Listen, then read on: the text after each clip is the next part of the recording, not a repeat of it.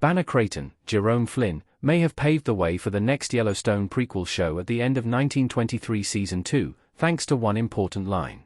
Banner Creighton has always been an important part of the cast of 1923, but he became an even more vital player at the end of 1923 Season 2. In the finale, Banner finally turned on his evil business partner, Donald Whitfield, Timothy Dalton, and decided to get himself and his family out of Montana. Unfortunately, that decision came a bit too late, and Banner became one of several main characters who died in 1923 Season 2's finale. Though Banner Creighton died after being shot by Sheriff McDowell, Robert Patrick, he could still have a big impact on the Yellowstone timeline. Now that 1923 is over, many viewers are eagerly awaiting the next Yellowstone spin-off show Taylor Sheridan has in store.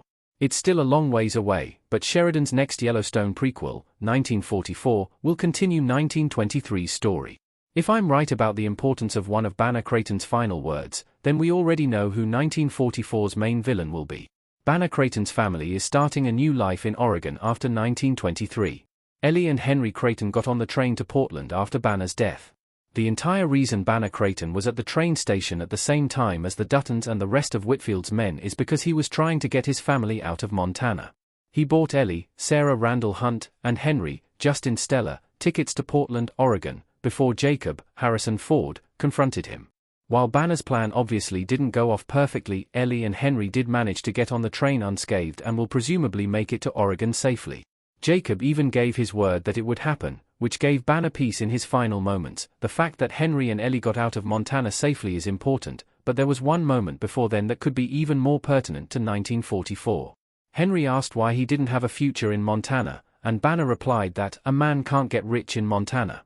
He gets rich somewhere else, then he comes to Montana, and he gets even richer. That line, and the money Banner gave to Ellie, may hint at exactly what Henry is planning to do once he reaches Oregon: make a fortune and come back to Montana. Henry Creighton likely won't forget that the Duttons killed his father. Sheriff McDowell pulled the trigger, but Banner's feud with Jacob Dutton got him killed.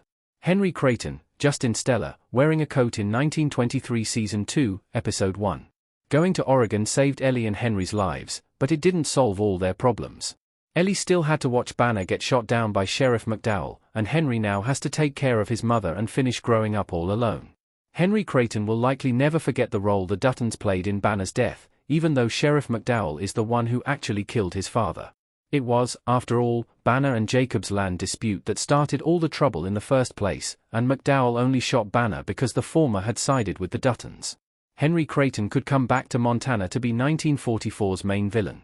Henry might listen to Banner's words and return to Montana to get even richer in 1944. Henry Creighton, Justin Stella, and Ellie Creighton, Sarah Randall Hunt, at the train station in 1923 Season 2, Episode 7. With all those pieces in place, I feel like 1923 subtly set up 1944's main villain. I can almost see Henry Creighton going to Oregon, making a fortune of his own through gold, logging, or some other industry, and coming back to Montana both for more money and to avenge his father.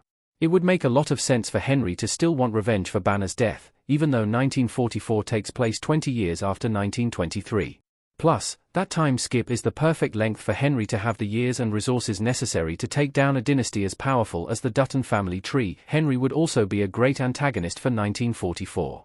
He's basically a perfect foil for both the Duttons and, more specifically, John Dutton II, Spencer's son. Henry is the next step in the Creighton family lineage, and the money he got from Banner basically makes the Creightons a less powerful and more ruthless version of the Duttons. Henry also directly benefited from his father's sins, just as John II will benefit from all the people Spencer murdered.